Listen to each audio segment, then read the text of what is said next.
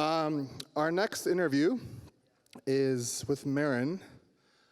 If any of you had heard of Zirtual, which was basically a personal virtual assistant, I was a customer. I thought it was great.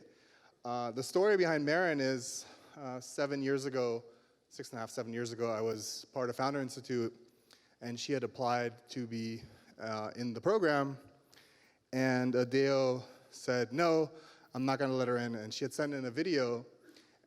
At that time, I think she was living in Reno, and she said she would be willing to commute from Reno to Palo Alto for the sessions. So anybody who's willing to commute from Reno to Palo Alto is a soldier. And long story short, Zirtual was doing well, and I think then not controlling burn and money, they had to be acquired by startups.co, which is a cool thing. But anyway, Marin, come on down. Ellen is going to be doing the interview. If any of you get a chance to look at Ellen's background, she's pretty much done a little bit of everything at Apple, at Google, all kinds of different places, and she's working on design thinking. Come on down. And advising startups. Ladies, welcome. Thank you. Great. Thanks, Nima. Hi, everybody. Well, Marin, it's great to have you here, and I know here's a room full of people with big dreams and visions for what they want to accomplish, and you've walked the walk as an entrepreneur, and in fact, you're getting ready to walk it again. And it would be great to share some of the things you've learned along that path with this audience. So one of the things when you and I chatted to prepare for this is we talked a lot about blind spots, the things that you don't see when you're starting out. And I wonder if you could share some of your wisdom on blind spots that catch founders and entrepreneurs by surprise. Yeah, absolutely. It's really easy when you're first starting out to, obviously you don't know a lot, but one of the best pieces of advice I ever got was to know what you don't know. And I tried to take it in as much as I can, but looking back, you really realize the blind spots you have. And as an entrepreneur, there's some things you're good at, and there's some things you're terrible at, and then there's some things you're really, really excellent at, like your zone of genius, I think it's called. But the things that you're okay or good at are sometimes more dangerous than the things you're not good at all. Like, I can't design, I can't code, so I would never try to do either of those. But I can balance my own checkbook, so maybe I kept hold of finance for a few years too long, didn't bring someone full-time into the team. And they were those little blind spots. I noticed the things that I thought I was okay at, that I kept hold of, were by far the most dangerous. It's such an interesting theme because many of the entrepreneurs or founders that I speak with have this sensibility where they think they should sort of do everything themselves, or worse yet, they should be able to do everything themselves. Yep. There's sort of a myth, I think, among startup founders that you have to be kind of good at everything in Absolutely. order. Share your thoughts on that and what you'd recommend to people in the room so they don't fall into that trap. It's actually an American cultural code, and the culture code is the John Wayne culture of, it's why we call bootstrapping bootstrap. It's literally pull yourself up by the bootstraps, that if anyone's ever put on a pair of cowboy boots, that's literally impossible. So we idolize people doing it all themselves, being these he-men or women, but in reality, that's just not the case. When we look at a Mark Zuckerberg, it's because he has this amazing team behind him. And I think one of the lies that Silicon Valley tells new founders, maybe even unintentionally, is that you can do it all and you should do it all. And you should work 16 hours and you should, not sleep and not have a good relationship and just grind, grind, grind, and then one day you'll have this unicorn, maybe. But you say it's a lie that Silicon Valley tells founders. Looking around, the people I hear perpetuating that lie the most tend to be the founders themselves. Absolutely. What's that about? I just think it's, you look at the people that have been successful in the startup world, and you only see one side of the picture. And then you hear aphorisms and truisms about, you should be working super hard, you should be balancing all these different balls, you should be able to juggle this and, manage your team. And there's a lot of idealizing, like hackathons or coding through the night. But in reality, that's not sustainable. And so I think it's probably a vicious circle that continues to feed itself. Have you ever had experiences as a founder when you looked at sort of the bright points of all of the other different entrepreneurs or companies or founders around you and kind of made up this composite being that you compared yourself to? Oh, absolutely. And that composite being was something that realistically I could never ever achieve. So I would beat myself up earlier in my career, and also before I went through kind of the traumatizing, hitting the wall with Zirtual, I used to beat myself up a lot. And then when you kind of hit rock bottom, you're like, oh, like I was setting my sights on something that wasn't necessarily realistic.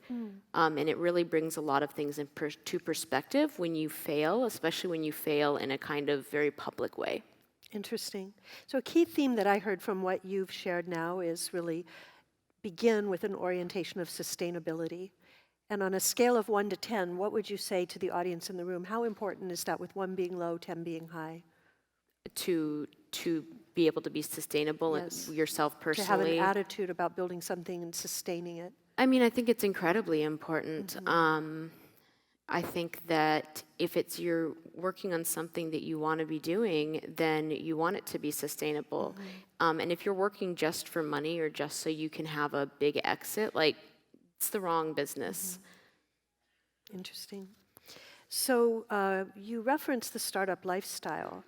And there is this image about what a startup is like, and sometimes it does get a little lifestyle-y, the things you're supposed to be doing, the staying up all night, the having the right refreshments in the conference room, and that those are the things that make startup success. But when you and I spoke, we went pretty deep into your thinking on the unit economics and the real business behind the business. What advice or orientation would you like to share with this room about leading with that rather than this is what a startup means? Yeah, I mean, I think it's the idea of, if you watch The Social Network, which probably everybody has, and you think that's a startup, versus in reality, a startup is something that's, the goal is to make money if you're a for-profit business. So understanding your unit economics, no matter what kind of business you're in, understanding how you're going to, at least how you think you're going to get to profitability, I think starting with those things in mind from day one allows you to build something sustainable and to have a lot of more control and power in your own life and in the life of your company, versus trying to aim for vanity metrics, trying to grow without a real understanding of how you're going to turn this into a real business. I feel like the idea of making money is sometimes taboo when you talk about tech startups, because it's just generating more users or getting more traffic, or there's all these things that are bright and shiny that people get distracted by, both entrepreneurs and VCs. But at the end of the day, people are here to make a business that produces something that helps people and makes, money for the investors and the team. And how can founders be mindful of that from the very start of their journey? I mean, you can just choose to put that as part of your priority, instead of doing a X plus Y equals profit. You can really think through with your team, with your co-founders, and be very honest with your investors, or when you're talking to investors. I do think that the landscape is changing, and that people aren't putting money into companies as much anymore, that have no idea how they're going to become profitable or make revenue. So I think it's kind of a forcing function, which is good. Which is good, absolutely. I want to talk about the F word, failure. Gotcha. Failure. It's a big word, and we talk a lot in Silicon Valley about my startup failed, or I had an idea but it wasn't funded so it failed. Certainly that's something that we've all seen, companies that don't make it. But I'm really interested in the longer arc of entrepreneurship and really the things that we learn as we move through different entrepreneurial journeys. So I'd love you to reflect on the F word and what you've learned from it and how it positions you for your next chapter as a rising entrepreneur. Probably the biggest thing I learned from my most recent failure was that both that take advantage of and enjoy the good times, the small wins, the things that happen with your team or even in your relationship. And then the other aspect would just be to be able to fail forward, to be able to take learnings and not blame other people. There's something called the locus of control, and you either have an internal or an external locus of control. And if you have an external one, it's everyone else's fault. And if you have an internal one, you're like, okay, what did I do to precipitate this? If you can, no matter what the situation is, if you can think through how you added to it, you can learn and grow, and you'll become much wiser as a person and much better of an entrepreneur. Right. And how do you think entrepreneurs can do a better job sharing the wins, but also the failures with each other so that they get more learning and perspective on that?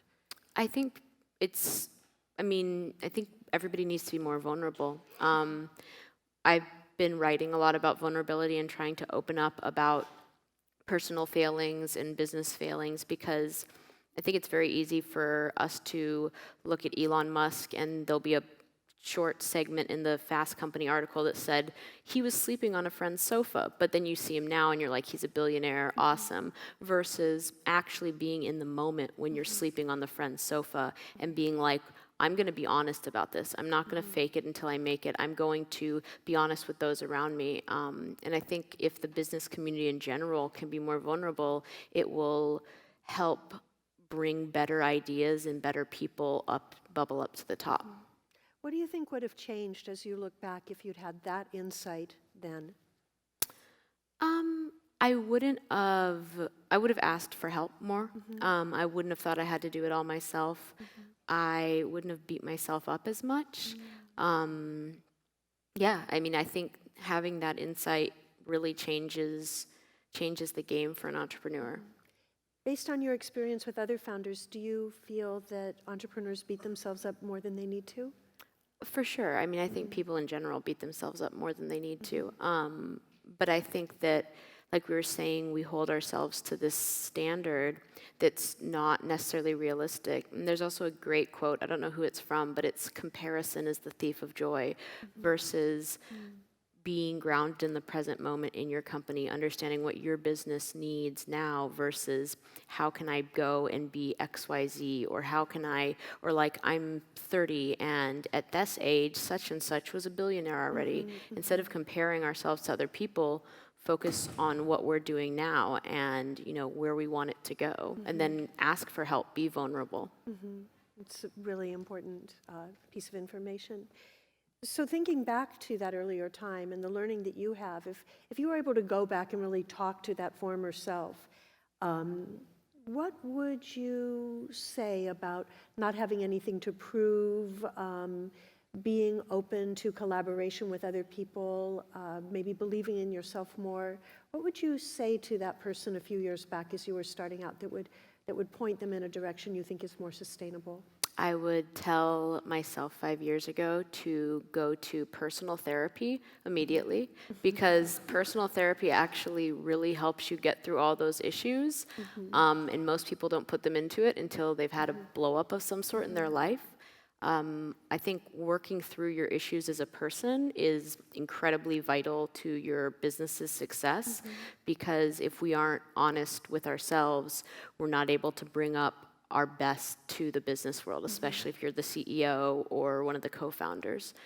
And honestly, if you go back and you talk to yourself 5 years ago, I probably wouldn't have said that much outside of put yourself into therapy, because there's something really beautiful about not knowing how hard it's going to be and not knowing what a struggle it's going to be, because you're like blindly optimistic.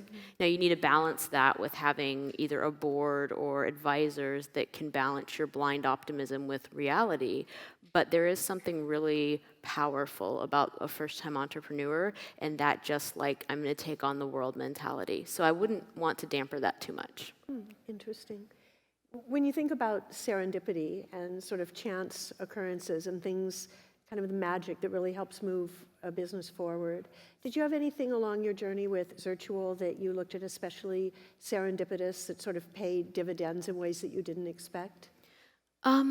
Yeah, I reached out to a ton of people tried to do a lot of coffees. I read a ton of books so I could learn from the best. And then I forced myself to be out there as much as I could, talking to random people, striking up a conversation at the coffee shop or while you're in line, and just trying to get as many points of human touch as possible, because that serendipity multiplied in itself. And that was actually how I met Tony Shea, who was our lead investor, who's actually still a really dear friend and like a personal advisor. And I met him through a bunch of random touch points. We hit it off. He was the one that put the first check into our first round, and it kind of went from there. And you can't track that back like an A to B, but you can track it back through 100 different little ping pong points. Really so putting yourself out there for serendipity, for luck to happen is a big one.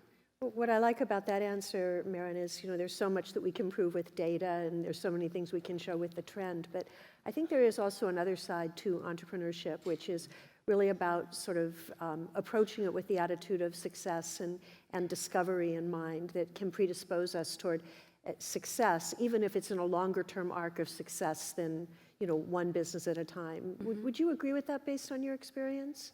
Yeah, for sure.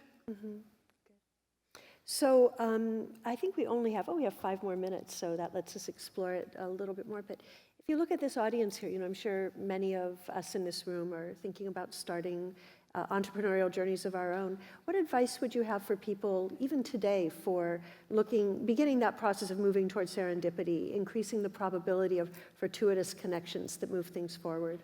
I'd say I would actually take it back one more step. As I'd say first, really ask yourself honestly why you want to start a business, why you're doing what you're doing.